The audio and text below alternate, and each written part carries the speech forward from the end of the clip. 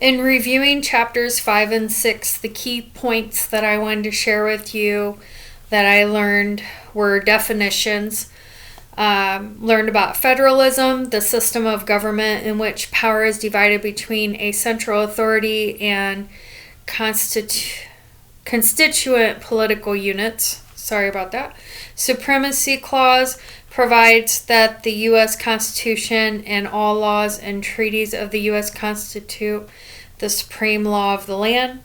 Federal supremacy principle declaring that any state or local law that directly conflicts with the federal constitution, laws, or treaties is void.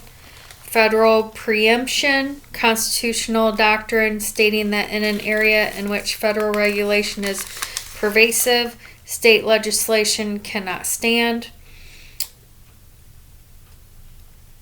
Commerce Clause empowers Congress to regulate commerce with foreign nations, with Indian tribes, and among the states.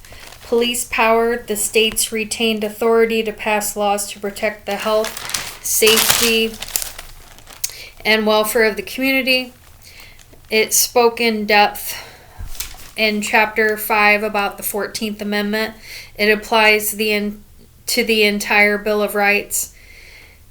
Accepting parts of the Fifth Amendment to the states protects your private life, activities, and in commercial settings. Talked about the First Amendment, which guarantees freedom of speech, press, and religion, and the right to petition the government. Fourth Amendment protects the rights of individuals to be secure in their persons' homes and personal property by prohibiting the government from conducting unreasonable searches of individuals and seizing their property. The Fifth Amendment, which protects individuals against self-incrimination and double jeopardy and guarantees them the right to trial by a jury. Due Process Clause, which provides that no one can be deprived of life, liberty, or property without due process of law, which is found in the Fifth Amendment. Procedural due process, which is procedural steps to which individuals are entitled before losing their life, liberty, or property.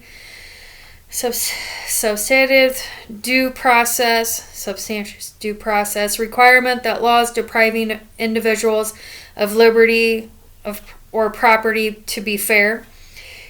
Takings Clause provides that if the government takes private property for public use, it must pay the owner the just compensation found in the Fifth Amendment. And they also said that the most recent significant use of the 14th Amendment was to help fight discrimination. In Chapter 6, they defined, it was a lot about white collar crime, and they talked about felony charges. That's a serious crime that is punishable by death or imprisonment in a penitentiary. A misdemeanor is a crime that is less serious than a felony and is punishable by fine or imprisonment in a local jail.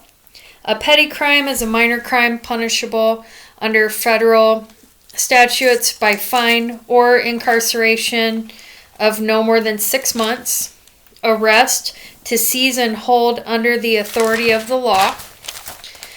Probable cause, which is the reasonable inference from the available facts and circumstances that the suspect committed the crime. Miranda rights.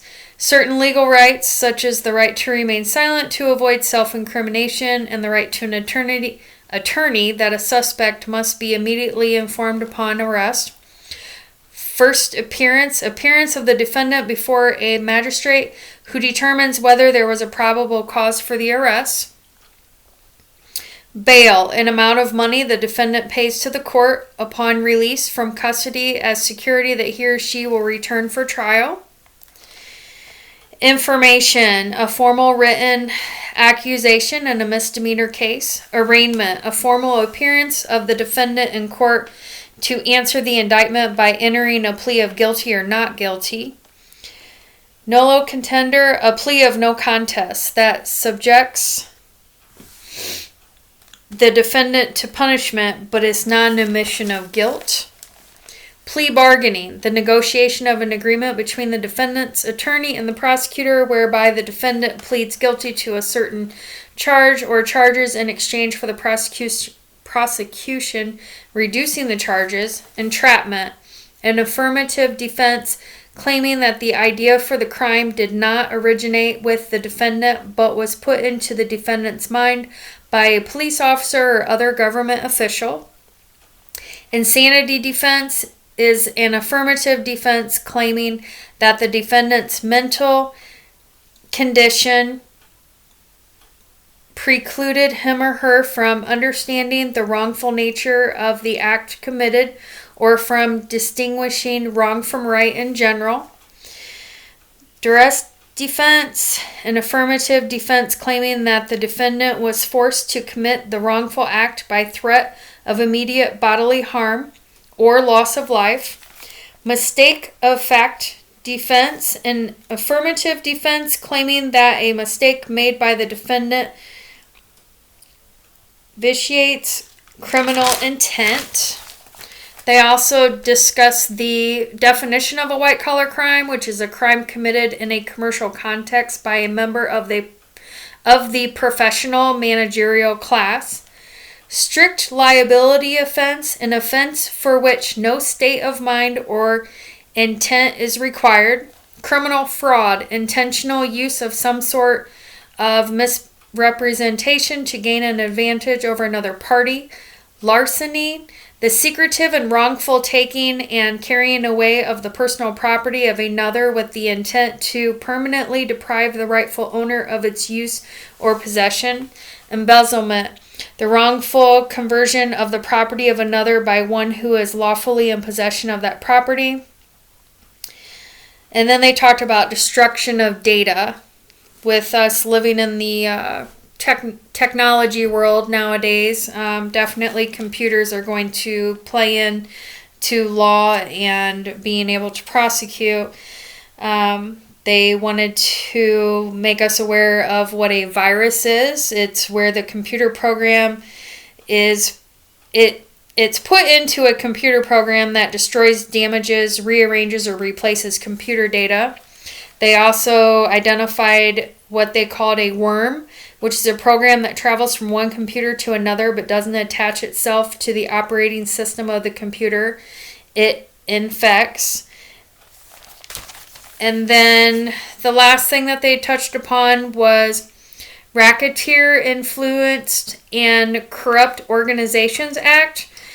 They said that the federal statute that prohibits persons employed by or associated with an enterprise from engaging in a pattern of racketeering activity, which is broadly defined to include almost all white-collar crimes as well as acts of violence. As far as how I relate to all of this information, the one thing that came to mind was embezzlement. With my employer a couple years ago, our bookkeeper of the church and school embezzled quite a bit of money. I'm not really sure. I think it was almost $200,000 from us. So they did bring about criminal charges most recently, and that has really made a large impact on our place as far as business is concerned. We have lost businesses, people who want to be associated with the place of business, whether it be in their religion thoughts or with the school itself, due to what happened. So that's definitely hit home. My hours have been reduced and my pay is not being raised due to the fact of the state that the company is currently in.